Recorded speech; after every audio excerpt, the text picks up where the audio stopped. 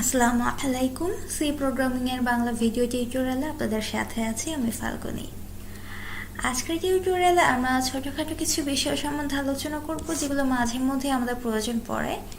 তো আজকে আমরা শিখব আমাদের সি প্রোগ্রামিং এ floor function, ceiling function, round function এবং কিভাবে টাইপ কাজ করতে হয়। তো চলুন শুরু করা যাক। আচ্ছা, তো আমি প্রথমে ফ্লোট টাইপ দুইটা ভ্যারিয়েবল নিয়েছি এ বি আর রেজাল্ট। আমরা এ আর বি এর মধ্যে দুইটা সংখ্যা নিব, যেমন আমি নিলাম 37 আর বি এর মধ্যে নিলাম 12। তো আর রেজাল্টের মধ্যে যেটা থাকবে সেটা হচ্ছে আমাদের এ আর বি এর ভাগফল। তো আমি যদি রেজাল্টটা প্রিন্ট করি, যেহেতু আমাদের ফ্লোট রেজাল্ট আসবে সো আমরা এফ দিচ্ছি আর রেজাল্ট।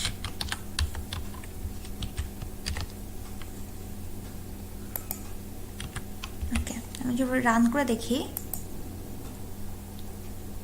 ওকে আমাদের রেজাল্ট আসছে 3.08। ওকে, তো আমাদের মাঝে মধ্যে প্রয়োজন পড়তেই পারে যে আমরা আমাদের এখানে যে রেজাল্ট 3.08 আসছে, কিন্তু আমরা আমাদের 08টা আমরা নিব না, আমরা নিব 3।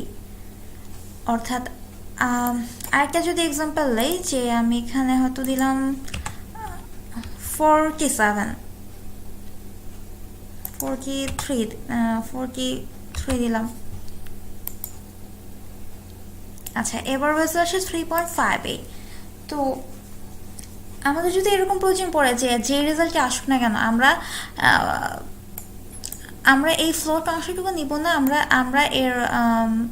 আমরা এর নিচে যে সংখ্যাটা আছে, নিচে যে পূর্ণ এটার নিয়ারেস্ট যে পূর্ণ সংখ্যাটা আছে সেটা নিব। যেমন এখানে যদি থাকে যে 2 নিলাম, সেক্ষেত্রে আমাদের এখানে আসছে 21.5। তো সেক্ষেত্রে আমি নিব 21। আমরা এই যে পরবর্তী যে ফ্লোট অংশটা সেটা নিব না। সেক্ষেত্রে আমরা একটা ফাংশন ইউজ করতে পারি ফ্লোর ফাংশন নামে।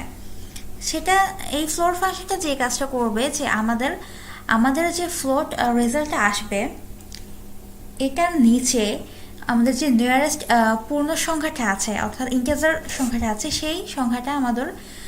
সেই সংখ্যাটাতে কনভার্ট করবে। তো আমাদের floor function, ceiling function, round function সবগুলো ইউজের জন্য আমাদের একটা হেডার ফাইল ইনক্লুড করতে হবে, হচ্ছে math.h। ওকে, তো আমি আপনাদের দেখাচ্ছি ডিফারেন্সটা কোথায়। আচ্ছা, ফ্লোর ফাংশন লিখব। ওকে, আমি যদি এবার প্রিন্ট করি রেজাল্টটা,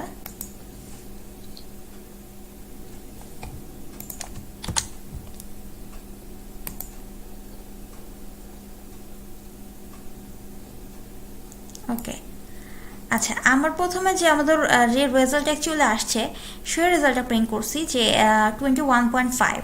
ওকে, আর এরপর আমাদের ফ্লোর করার পর যে রেজাল্ট আসছে এটা হচ্ছে 21।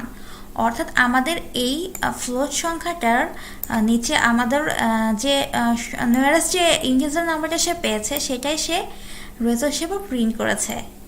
আচ্ছা, তো এটা গেল আমাদের ফ্লোর ফাংশন।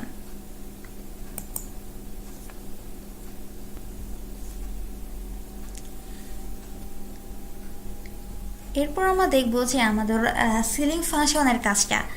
অর্থাৎ আমরা কি করছিলাম, যে আমাদের যে রেজাল্ট আসছে এটার নিচে যে নিয়ারেস্ট ইন্টিজারটা পেয়েছে সেটা সে রেজাল্ট হিসেবে নিচ্ছে। কিন্তু আমরা চাচ্ছি যে না, আমাদের যে ফ্লোট রেজাল্টটা আসছে এইটার উপরে নিয়ারেস্ট পূর্ণ সংখ্যাটা কি সেটা আমরা চাচ্ছি। তো সেক্ষেত্রে আমরা ইউজ করব সিলিং ফাংশনটা। আমি এটা কপি করে নিচ্ছি। আমি যদি এখন এখানে সিলিং ফাংশনটা ইউজ করি, তো দেখি যে আমাদের সেক্ষেত্রে রেজাল্টটা কিরকম আসে। আচ্ছা, আমাদের রেজাল্ট আসছে এবার 22। অর্থাৎ আমরা যখন ফ্লোর ফাংশন ইউজ করেছি সে দেখছি 21.5 এর নিচে কোন সংখ্যাটা কোন ইন্টিজার সংখ্যাটা আছে, তখন সে 21 নিয়েছে। এবং আমরা যখন সিলিং ফাংশনটা ইউজ করেছি সে দেখছে 21.5 এর উপরে নিয়ারেস্ট কোন পূর্ণ সংখ্যাটা আছে, তখন সে 22 এই রেজাল্টটা ইউজ করেছে। আচ্ছা, এখন আমরা চাচ্ছি যে না আমরা ফ্লোর বা সিলিং এগুলো ইউজ করব না, যে আমরা আমাদের যে রেজাল্ট আসবে সেটা অটোমেটিক একটা ইন্টিজার সংখ্যা হয়ে যাবে। অর্থাৎ আমরা সেক্ষেত্রে যেই ফাংশনটা ইউজ করতে পারি সেটা হচ্ছে রাউন্ড।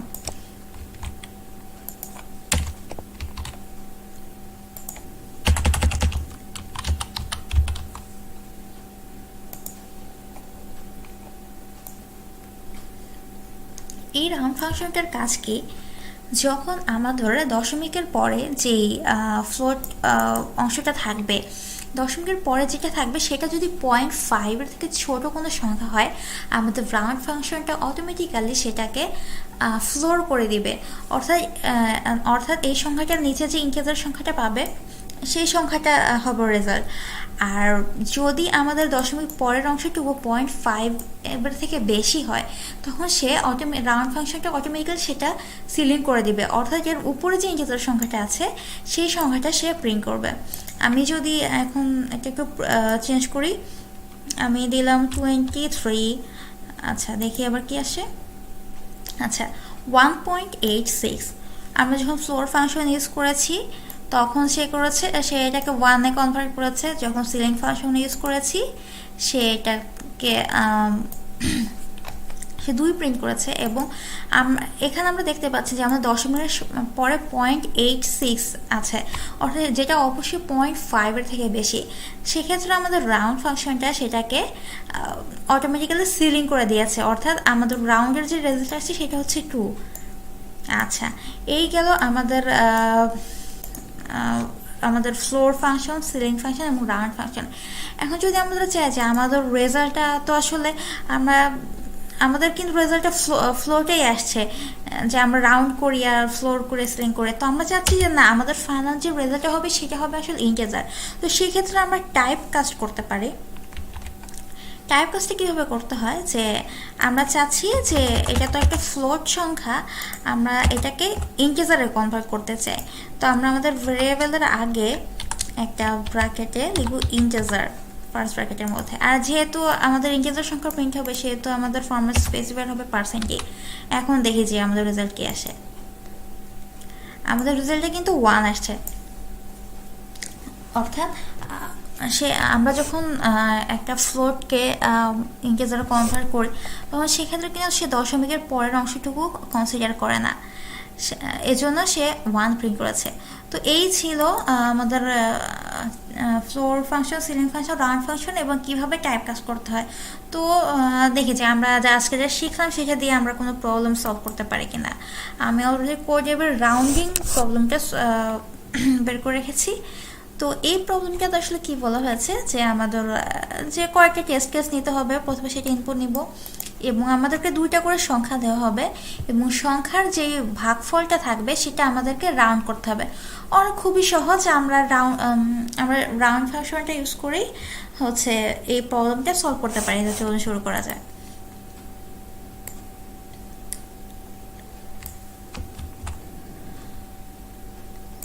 প্রথমে আমরা ইনপুট নিব n, যে আমাদের কয়টা টেস্ট কেস সেটা, সরি n নিব হচ্ছে ইন্টিজার n নিচ্ছি। যেহেতু আমাদের অবশ্যই একটা ফর লুপ লাগবে ইনপুট নেওয়ার জন্য, আমি নিচ্ছি, একটা ইটারেশনের জন্য i নিচ্ছি। আচ্ছা, আর এরপর scanf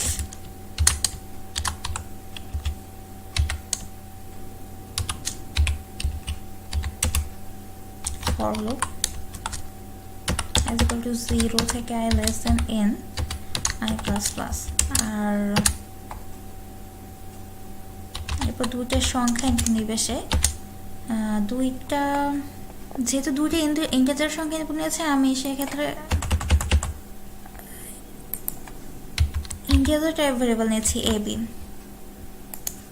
%d %t আর n%a n%b। আচ্ছা, আর যেহেতু আমাদের দুইটার ভাগফল ফ্লোট আসতেই পারে, সো আমাদের রেজাল্টটা আমাদের ফ্লোটই রাখছি আমরা। Result is equal to a ভাগ b। ওকে, তো আমাদের কি করতে হবে, আমাদের মেইন কাজটা হচ্ছে আমাদের রেজাল্টটাকে রাউন্ড করা। তো আমি আবার তো আমি এখানে ইয়া করে দিই, আমি একেবারে এখানে রাউন্ড করে দেই রেজাল্টটা।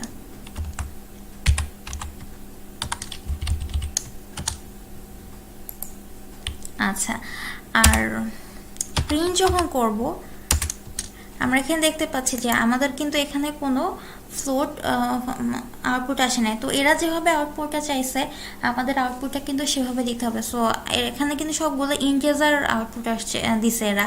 সো আমাদেরকে অবশ্যই এটাকে টাইপকাস্ট করে ইন্টিজার নিতে হবে।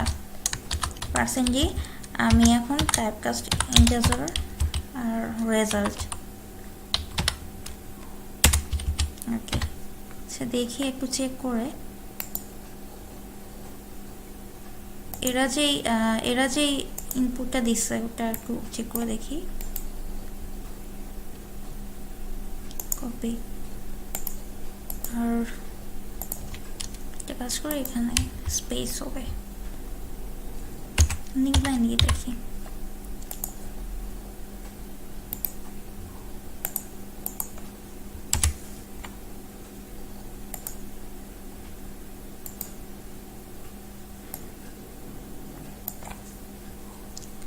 আচ্ছা, আমাদের 12, 8,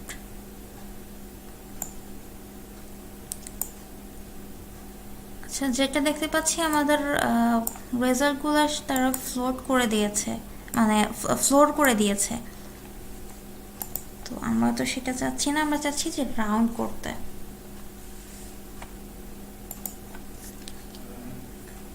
আচ্ছা, এখানে প্রবলেম যেটা হচ্ছে যে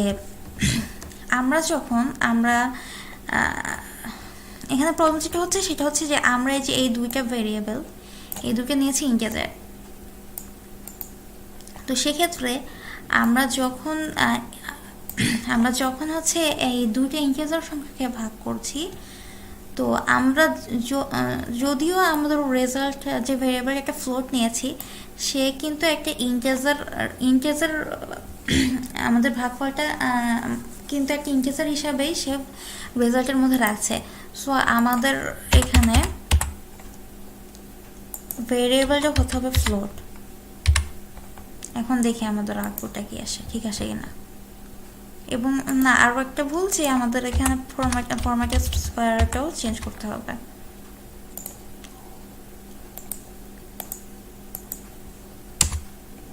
এবার আশা করি ঠিক আসছে আমাদের রেজাল্টগুলো। আচ্ছা, তাহলে এখন আমাদের যে কাজটা করতে হবে যে আমাদের এখানে অনেকগুলা টেস্ট ডেটা দেওয়া আছে। সো আমাদের এটাকে ফাইলে আউটপুটটা প্রিন্ট করতে হবে। আমাদের আশা করি মনে আছে যে কিভাবে আমাদের ফাইলে প্রিন্ট করতে হয় আমাদের আউটপুট।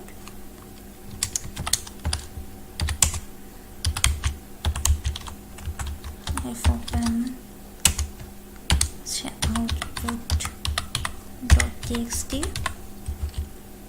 এটা হবে রাইট মোডে, আর এখানে প্রিন্ট হবে printf e কমা, আর আমাদের এখানে একটা স্পেস দেওয়া আছে আমাদের আউটপুটে। আচ্ছা,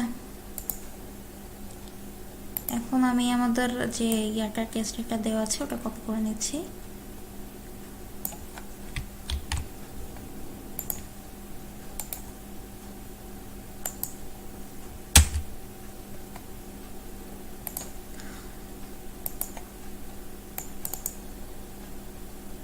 এখন কপি করছি যে আউটপুটটা আসছে সেটা। টেস্ট সোর্স কোড,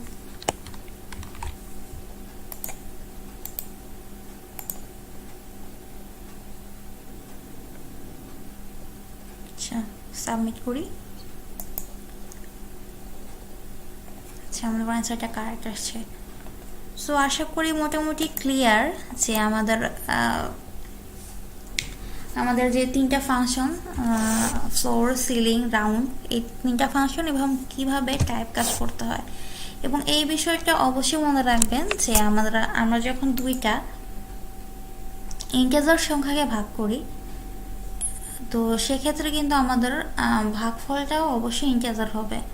সো আমরা যদি অবশ্যই যে আমাদের রিয়েল যে ভাগফলটা আসছে সেটা পেতে চাই, অর্থাৎ মানে ফ্লোট অ্যাকচুয়ালি কত, মানে ভাগফলটা কত আসছে যে আমাদের ফ্লোট, এটা পাইতে হলে আমাদেরকে কিন্তু অবশ্যই আমাদের যে দুইটা ভেরিয়েবল নিচ্ছি আমরা ভাগ করার জন্য, সেগুলো অবশ্যই ফ্লোট ভেরিয়েবল হতে হবে।